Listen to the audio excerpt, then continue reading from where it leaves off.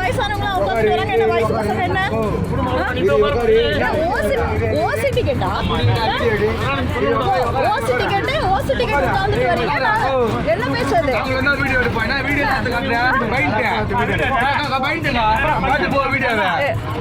ஓசி ticket உட்காந்துட்டு வரீங்க எப்படி கஷ்டப்பட்டு வரோம், நீங்க மட்டும் கஷ்டப்பட்டு சொல்லல. அது என்ன பேச்சு? ஓசி டிக்கெட்ல வர்றவங்க உட்காந்துட்டு வராங்கன்னு பேச்சா?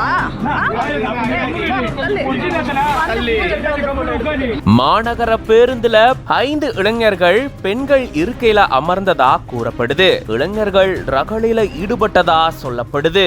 வீடியோன்னு வெளியாகி மேலும் பரபரப்ப கிளப்பிருக்கு.